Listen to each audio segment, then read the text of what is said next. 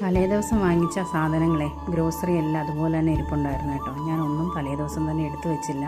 കാരണം നല്ല ക്ഷീണമായിരുന്നു എനിക്ക് ഇതെല്ലാം പോയി മേടിച്ചിട്ട് വന്നപ്പോൾ. അപ്പോൾ രാവിലെ എഴുന്നേറ്റാണ് ഇതെല്ലാം ഞാൻ അതാത് ബോക്സിലൊക്കെ ആക്കി വെച്ചിട്ടുണ്ടായിരുന്നത്. അപ്പോൾ രാവിലെ ഇന്ന് ബ്രേക്ക്ഫാസ്റ്റിന് ദോശയാണ് കേട്ടോ.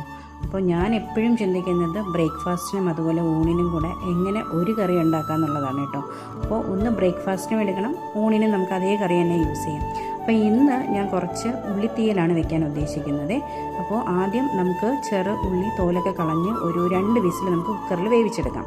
ഇനി നമുക്ക് കുറച്ച് തേങ്ങ, മുളക് പൊടി, മല്ലിപ്പൊടി, അതുപോലെ തന്നെ കുറച്ച് മഞ്ഞൾപ്പൊടി, കറിവേപ്പില ഇത്രയും ചേർത്ത് നന്നായിട്ടൊന്ന് വറുത്തെടുക്കാവേ. ഇനി ഒരല്പം പുളി കൂടെ നമുക്ക് ചേർത്ത് കൊടുക്കാം കേട്ടോ. ഇനി കടുക് വറുത്തതിന് ശേഷം നമുക്ക് വേവിച്ച് വെച്ച ഉള്ളി ഇതിലേക്ക് ചേർത്ത് ഒന്ന് തിളപ്പിക്കാം കേട്ടോ. ഇനി അരപ്പൂടെ ചേർത്തിട്ടാണ് തിളപ്പിക്കുന്നത്. നന്നായിട്ട് തിളപ്പിച്ചെടുക്കാം കേട്ടോ. ഇതിപ്പോൾ നമ്മൾ നേരത്തെ തേങ്ങാക്കറിയൊക്കെ അരയ്ക്കുമ്പോൾ തിളപ്പിക്കാൻ പാടില്ല. പക്ഷേ ഇത് നന്നായിട്ട് തിളപ്പിച്ചെടുത്ത് കഴിഞ്ഞാൽ വൈകുന്നേരം ഊണിനും അതുപോലെ തന്നെ ദോശയ്ക്കും ഒക്കെ നമുക്ക് റെഡിയായി.